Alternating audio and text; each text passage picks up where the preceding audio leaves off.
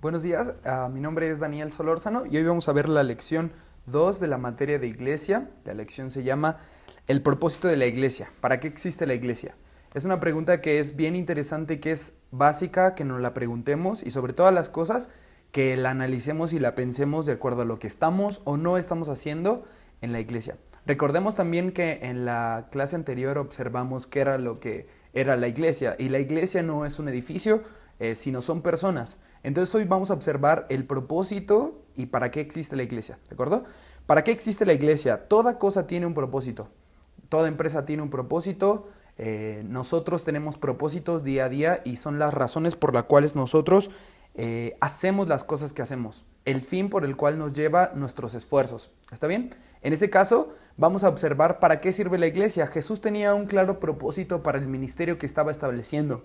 Asimismo, nosotros tenemos que tener un claro propósito para la iglesia, para qué es lo que somos y qué es lo que hacemos. Si no entendemos qué es lo que somos, no vamos a poder realizar bien la tarea que hacemos. ¿Está bien? Lo cual me lleva a pensar en Marcos capítulo 3, versículo 13, cuando Jesús elige a sus discípulos, que dice: después subió al monte y llamó así a los que él quiso y vinieron a él, y estableció a 12 para que estuviesen con él y para enviarlos a predicar. Y el fin primero y el fin principal de la iglesia los vamos a dividir en tres.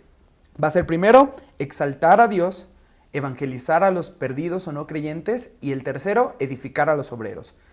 La iglesia no solamente tiene como fin principal hacer muchas cosas, sino el fin principal, como leímos en Marcos 3, versículo 13, es estar con el Señor, lo cual nos lleva al primer punto principal que ya había comentado hace un instante, que es el propósito de la iglesia es exaltar al Señor. Una iglesia que no exalta al Señor es una iglesia que no está cumpliendo con el fin principal, que es estar con Él, como Jesús había llamado a sus discípulos.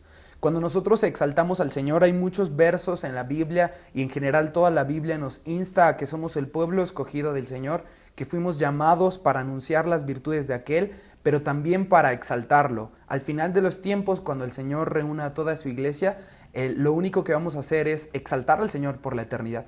Entonces este propósito es bien importante. ¿Por qué? Porque si nosotros no entendemos la importancia de quién es nuestro Señor, no vamos a poder hacer las tareas, o si bien, aunque las estemos haciendo, las actividades de evangelismo y de predicación van a ser poco eficaces porque no van a estar centradas en Cristo. ¿Está bien? Entonces, exaltar al Señor es el punto principal que vamos a ver ahorita, para lo cual existe la iglesia y por lo cual Jesús llamó a sus discípulos y lo cual nos encarga. ¿Está bien?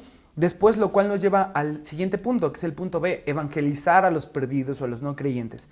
Esto es bien importante porque, y viene unido con el punto principal que hablamos hace un instante.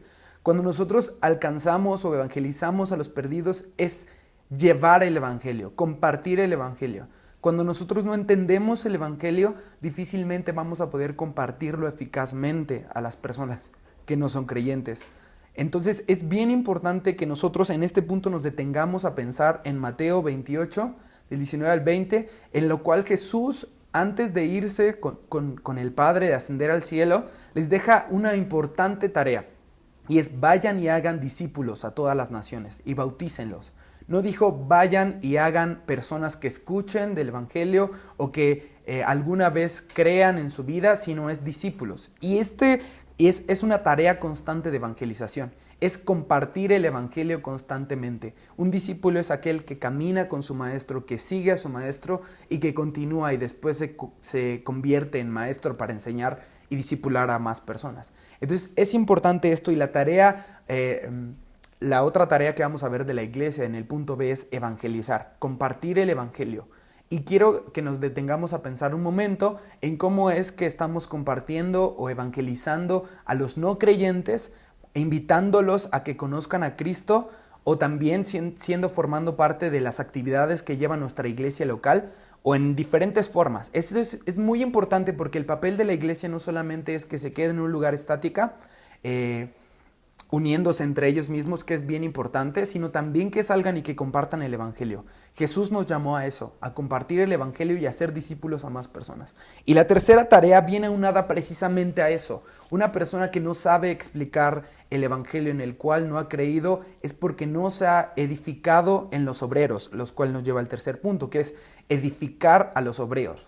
a los obreros, perdón. La tarea de la iglesia es preparar. Y yo sí quisiera que leyéramos juntos en Efesios capítulo 4, versos 16 y 17, que dicen de esta forma, y dice, más bien, del 11 al 17, dice, y él mismo constituyó a unos apóstoles, a otros profetas, a otros evangelistas, a otros pastores y maestros, a fin de perfeccionar a los santos para la obra del ministerio, para la edificación del cuerpo de Cristo. Y esto es bien importante porque una iglesia que no edifica a sus ministros o a sus obreros, no va a poder asegurar la edificación correcta o la compartición correcta del evangelio a las demás personas.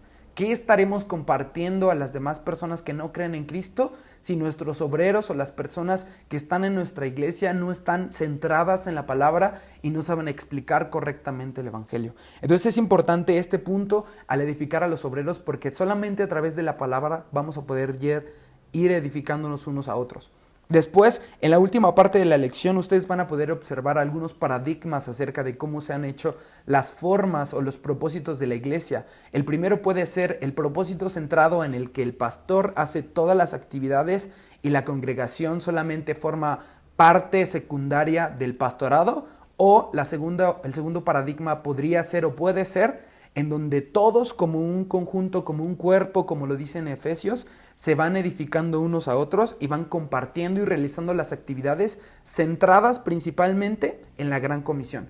Podemos centrar todas nuestras actividades en algún ideal personal o en algún consejo y puede dar resultados no bíblicos, pero al final resultados, y al final estaremos cumpliendo la labor, una labor errada, pero al final lo estaremos haciendo. O bien podemos centrar nuestras actividades en la gran comisión y en la palabra del Señor, y podemos estar haciendo y cumpliendo el propósito por el cual existe la iglesia. Lo cual nos lleva a la conclusión de esta clase, y es, mientras más entendamos para qué existe la iglesia, vamos a poder edificarnos unos a otros y realizar todas las actividades con un sentido claro.